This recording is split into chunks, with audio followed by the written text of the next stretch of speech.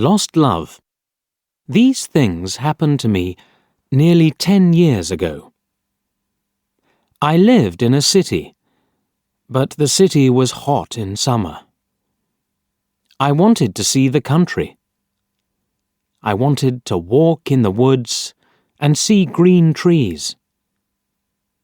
I had a little red car, and I had a map too. I drove all night out into the country. I was happy in my car. We had a very good summer that year. The country was very pretty in the early morning. The sun was hot, and the sky was blue. I heard the birds in the trees. And then, my car stopped suddenly.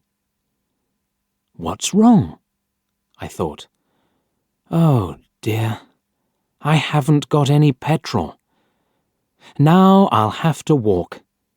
I'll have to find a town and buy some petrol. But where am I? I looked at the map. I wasn't near a town. I was lost in the country. And then I saw the girl. She walked down the road with flowers in her hand. She wore a long dress, and her hair was long too. It was long and black, and it shone in the sun. She was very pretty. I wanted to speak to her, so I got out of the car. "Hello," I said. "I'm lost. Where am I?"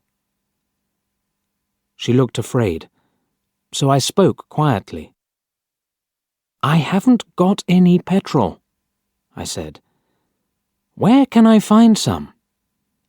Her blue eyes looked at me, and she smiled. She's a very pretty girl, I thought.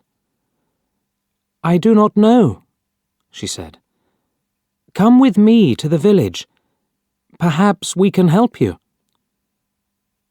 I went with her happily, and we walked a long way. There isn't a village on the map, I thought. Perhaps it's a very small village. There was a village, and it was old and pretty. The houses were black and white and very small. There were a lot of animals. The girl stopped at a house and smiled at me. "Come in, please," she said. I went in. The house was very clean, but it was strange too. There was a fire and some food above it. I felt hungry then. That's strange, I thought. They cook their food over a wood fire. Perhaps they have no money. I met her father and mother, and I liked them. They were nice people, but their clothes were strange. "Sit down," said the old man. "Are you thirsty after your walk?" He gave me a drink, and I said, "Thank you." But the drink was strange too. It was dark brown and very strong. I didn't understand, but I was happy there. I asked about petrol, but the old man didn't understand. "Petrol?" he asked. "What is that?" This is strange, I thought. Then I asked, "Do you walk everywhere?" The old man smiled. "Oh, no. We use horses," he said. Horses, I thought. Horses are very slow. Why don't they have cars? But I didn't say that to the old man. I felt happy there. I stayed all day, and I ate dinner with them that evening. Then the girl and I went out into the garden. The girl's name was Mary. "This is nice," she said. "We like having visitors. We do not see many people here." We spoke happily. She was very beautiful.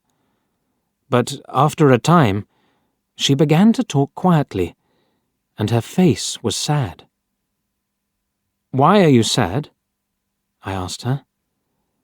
"I cannot tell you," she said. "You are only a visitor here. We have to say goodbye tonight. You have to go now." I didn't understand. I loved her, I knew that, and I wanted to help her. Why did I have to go? But Mary said again, in a sad voice, "You have to go. It is dangerous here." So I said, "I'll go to the next town and find some petrol. Then I'll come back." She didn't speak. "I love you, Mary," I said, "and I'll come back to you. You won't stop me." She said goodbye to me at the door.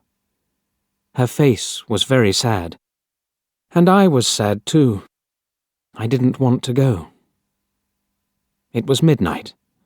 The night was very dark, but I walked and walked. I was very tired when I saw the lights of a town. I found some petrol, and then I asked the name of the village. But the man at the garage gave me a strange look. "What village?" he asked. I told him about the village. I told him about the old houses and the people with strange clothes. Again, he gave me a strange look. He thought, and then he said, "There was a village there, but it isn't there now. There are stories about it. Strange stories." "What do people say about it?" I asked. He didn't want to tell me, but then he said, "There was a big fire in the village. Everybody died. There aren't any people or houses there now." "How did it happen?" I asked. "And why?" "Oliver Cromwell killed them," he said. "He was angry with the villagers because they helped the king in the war." I couldn't speak. This isn't right, I thought. That war happened 350 years ago. Then I remembered the strange clothes, the long hair, the food over the fire, and the old houses. And I remembered, too, about the horses. "But I don't understand," I cried. "I saw the people and the village. I spoke to some people there." The man looked quickly at me, and then he spoke. "There's an interesting story about the village. For one day, every 10 years, it lives again. But only for one day. Then it goes away again for another 10 years. On that one day, you can find the village, but you have to leave before morning, or you will never leave." Can this be right? I thought. Perhaps it was. Mary said, "You have to go." She loved me, but she said, "We have to say goodbye." She was afraid for me. Now I understand, I thought. I went back to the village, but it wasn't there. I looked again and again, but I couldn't find it. I saw only flowers and trees. I heard only the sound of the birds and the wind. I was very sad. I sat down on the ground and cried. I will never forget that day. I remember Mary, and I will always love her. Now, I only have to wait 2 months. The village will come back again, On the right day, I will go back. I will find her again, my love with the long black hair. And this time, I will not leave before morning. I will stay with her.